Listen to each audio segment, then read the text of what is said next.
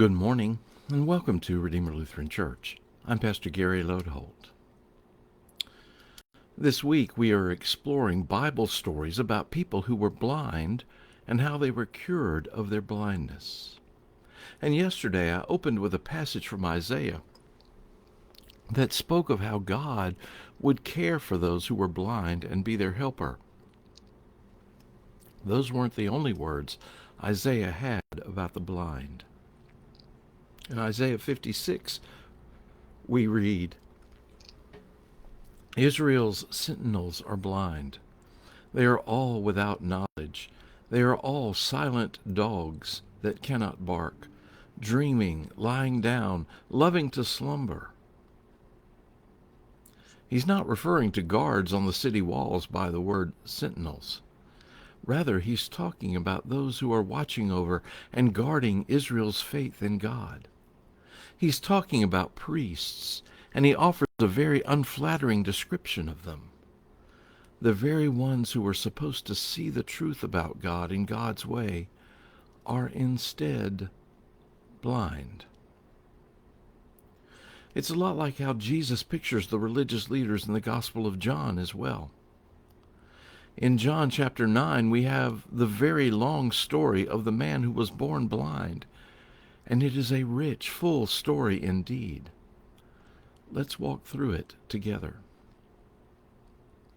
The story starts as Jesus and his disciples encounter a man who was born blind, and the disciples ask Jesus, "Who sinned, this man or his parents, so that he was born blind?" It's a problematic question involving sin's consequences and the possibility that the man was being punished for his parents' sin. Jesus dismisses both ideas and then talks about being the light of the world. Then he spat on the ground and made some mud. That seems unusual to us, but in those days they believed that saliva had healing properties. Jesus put the mud on the blind man's eyes and then told him to go to a certain pool of water and to wash it off.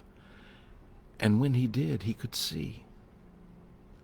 When he came back, those who knew him as a blind beggar before said, "Isn't this the guy?"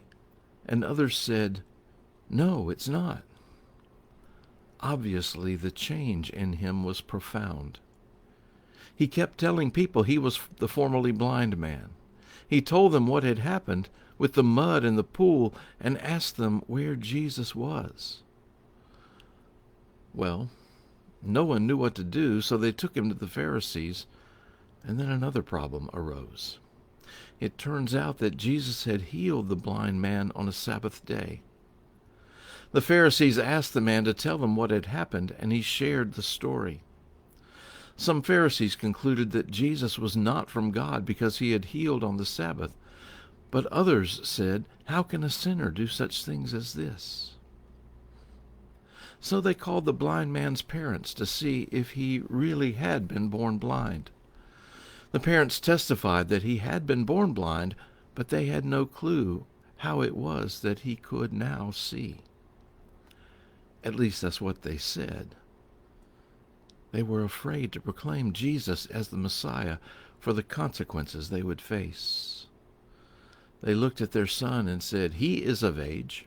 Ask him." So they got the blind man to testify again, asking the same questions about what happened. He answered, "I've already told you. Why do you want to hear it again? Do you want to become his followers too?" Well, that didn't go over well, so they cast the formerly blind man out. The Bible doesn't say this, but I always picture the man sitting in the dirt, downcast and full of despair.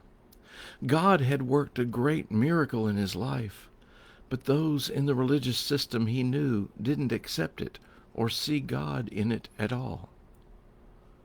What was he to do?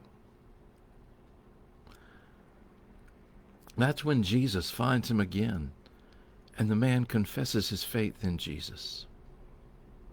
There's one little snippet there that most of us skip right by. The scripture says that the formerly blind man worshiped Jesus, And this must be one of the first references to anyone worshiping Jesus. Again, when God acts in your life, that's the appropriate response. We worship. It bubbles out of us. Still, that's not the end of the story. Jesus sees those around him, including those very Pharisees, and he says, I came into this world for judgment, so that those who do not see may see, and those who do see may become blind. Well, right away the Pharisees get it.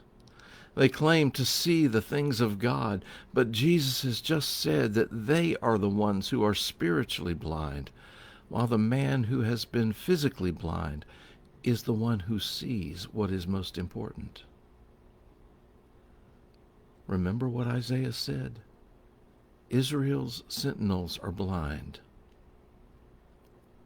This passage often worries me.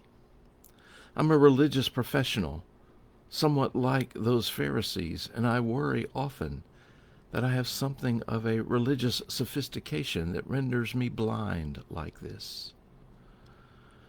I remember seeing a documentary involving some deep mountain Appalachian folks and their religion, and one lady talked with scorn about a preacher who had attended seminary. She meant seminary, but she intentionally changed the word to cemetery to imply that the pastor's education had killed his faith. Maybe this is a challenge to all of us, whether we have attended seminary or not. Perhaps our call is to be like the blind man who had not seen anything, but still confessed, Lord, I believe, and who then worshiped. Amazing grace, how sweet the sound that saved a wretch like me.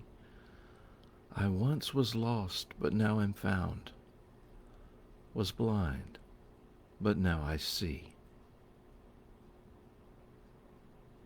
Thanks for watching, and remember to let this day belong to God.